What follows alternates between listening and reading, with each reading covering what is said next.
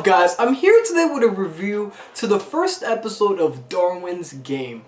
Now, when I first jumped into this series, I knew it had all the elements that I liked. Like, I knew about this series, like, before it was even coming out. I saw the trailer and I was like, yo, I need to watch this anime. It had some of these themes that reminded me of Mirai Nikki. Like when I saw the trailer, it looked like there's this game with your phone. And you know, if you remember Future Diaries to an extent, that was kind of what was going on. Then you had this yandere chick that liked, you know what I mean? So I saw all of these elements that I was familiar to and I'm like, can they do it just as good? You know, can they do this theme justice? And I said, you know what? Let me check it out. And I watched it and I have to tell you, the first episode of Darwin's Game is pretty good. Like, I recommend it to anyone to go watch, especially if you want to see something like psychological. Like, it's around those lines. Like with psychological, there's a lot of blood. It's crazy, yo. Honestly, very mature. So the episode first starts off, you have it to where this dude's running and you just see him running. Like, you don't know what's going on. So they really throw you in there,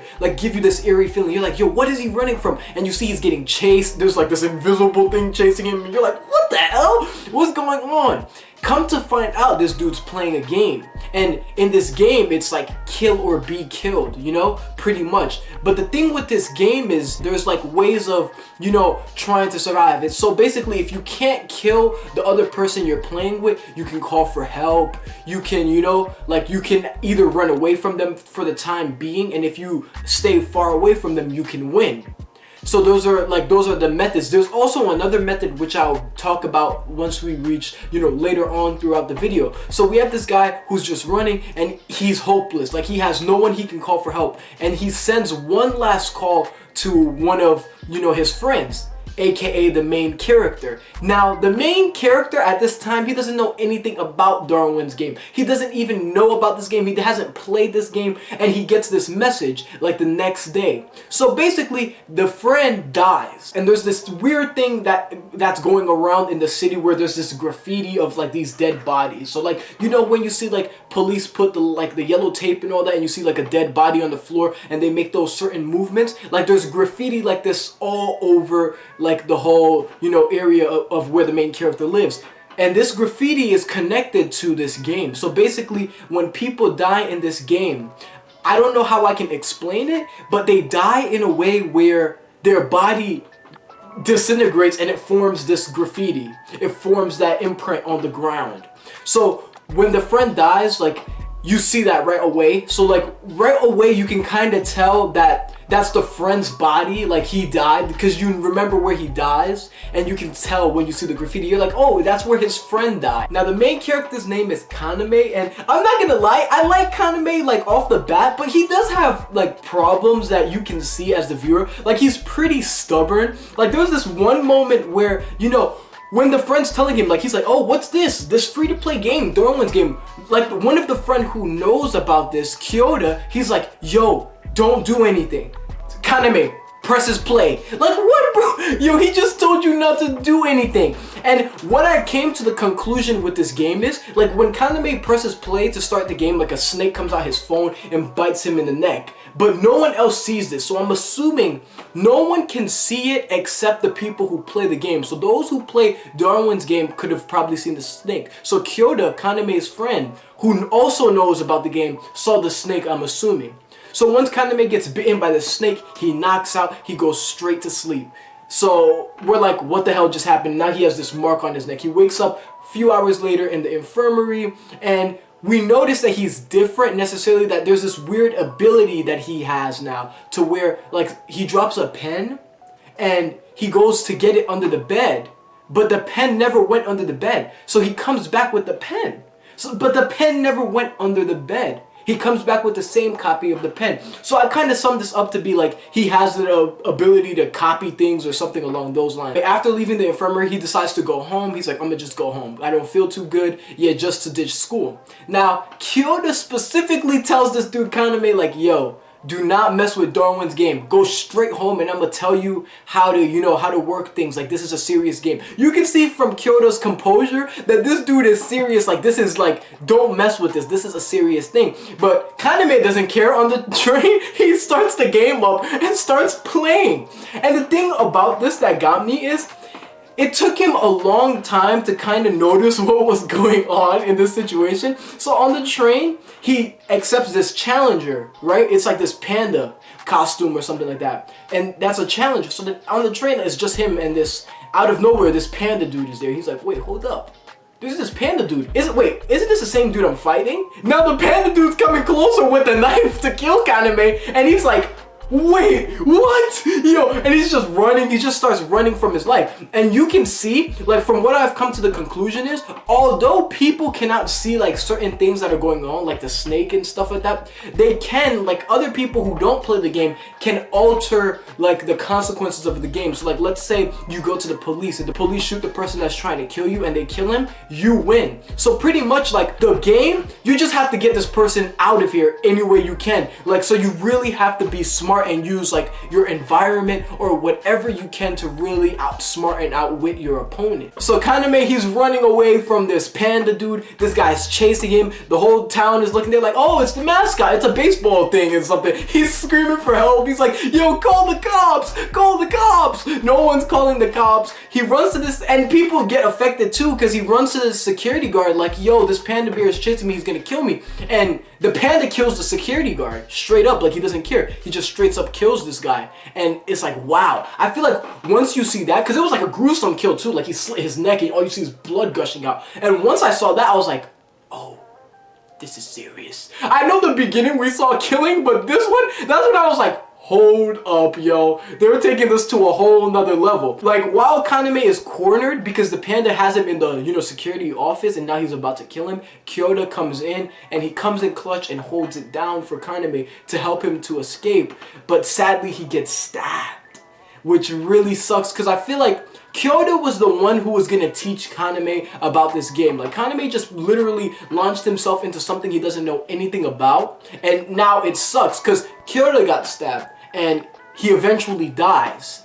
And because he dies, Kaname is now alone. He doesn't have either of his friends who know anything about this game. All he has is this one person who keeps texting him named Shuka, who we've seen a bit of her, but we don't know her personality. All we know is like, she has blonde hair and she's wearing a red dress. That's all we know. Although he does realize things pretty late in the situation, he starts like having a monologue to himself and he's like, oh my god, this is Darwin's game. It's kill or be killed. You know what I mean? Once he starts realizing that, he starts giving it a fighting chance, trying to win, you know, trying to outwit the panda dude. And he actually manages to win, but not from his own skill or him killing the guy, but instead a car hits the guy, killing him. This is where we see the graffiti take effect. Although in the beginning we seen the graffiti like of the dead bodies, we kind of estimated that that was what it was, but we finally see it firsthand.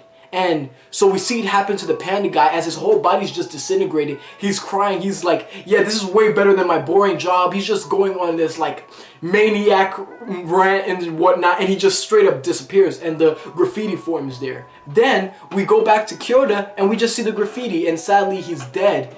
But we do get one last message from him, which is survive, which I feel like hits deep, man. Because Kyoto, like, off the first episode, I really liked him. He was like a good friend. You can just tell who a good friend is. He was a rider, yo. He had our back. Like, you can see that all throughout the first episode, and I really like those traits about him. So it's sad that he died and left Kaname by himself, because now Kaname has to fend for himself. He doesn't know anything about this game. Like I said, back to square one. This dude knows nothing about this game. Like, he's hearing all this stuff, like, for example, points. Like, in the game, you can rank up. You know, after he beats the panda dude, he ranks up. He gets points, and it says, oh, you can use this point to get, like, you know, items and whatnot, get new functions and stuff, which I think is pretty cool. The fact that all the stuff that you acquire from the game from winning, it goes into this point system. You can even rank up, which is awesome. I like that. It brings the game elements to it, and I thought that was interesting. And another thing about the game is, once the game is activated, you cannot have communication with the,